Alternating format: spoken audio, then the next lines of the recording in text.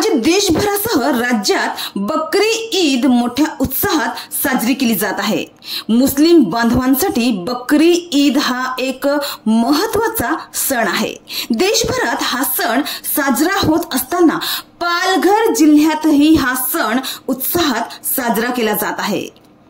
जिल्ह्यातील मनोर, मस्तान नाका, टेन नाका, टेन गाव या मशिदींमध्ये आज सकाळी मुस्लिम बांधवांनी नमाज पठण केल्यानंतर, नमाज अदा केल्यानंतर, अल्लाहकडे प्रार्थना केल्यानंतर एकमेकांना ईदेच्या शुभेच्छा दिल्या।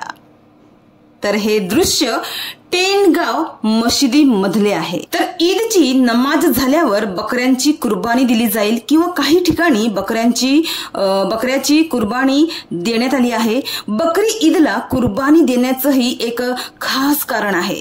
कुर्बानीनंतर जे मांस निघतं त्याचे 3 वाटे केले जातात। त्यातला एक हिस्सा स्वतःसाठी, एक नातेवाईकांसाठी आणि एक गरिबांसाठी ठेवला जातो। बकऱ्याच्या मटणाचे असे 3 वाटे केल्यानंतरच कुर्बानीचं महत्व आणि मटण हे योग्य मानलं जातं। ईद उल अधा हा पैगंबर इब्राहिम यांच्या अढळ श्रद्धेचे स्मरण करतो। पैगंबर इब्राहिम हे अल्लाहच्या आज्ञेचे पालन करण्यासाठी आपला मुलगा इस्माईलला बलिदान देण्यास तयार होते। मात्र बलिदानाच्या अगदी आधी अल्लाहने हस्तक्षेप केला आणि इस्माईलच्या जागी एक मेंढा आणला गेला, जो दर्शवितो की हेतू आणि भक्ती सर्वात महत्वाची आहे। तर यंदा यावर्षी 2025 मध्ये 7 जून रोजी म्हणजेच आज शनिवारी बकरी ईदचा सण साजरा केला जात आहे। हा दिवस श्रद्धा, दान आणि समुदायाचे महत्व दर्शवितो।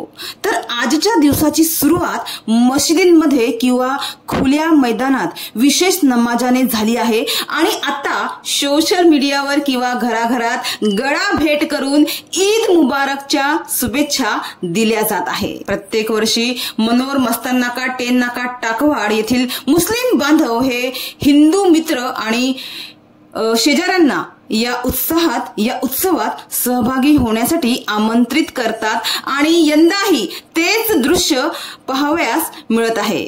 एकंदरीत बकरी ईद हा सण धार्मिक आणि सामाजिक सीमा ओलांडून एकतेच्या भावनेला उजाळा देतो।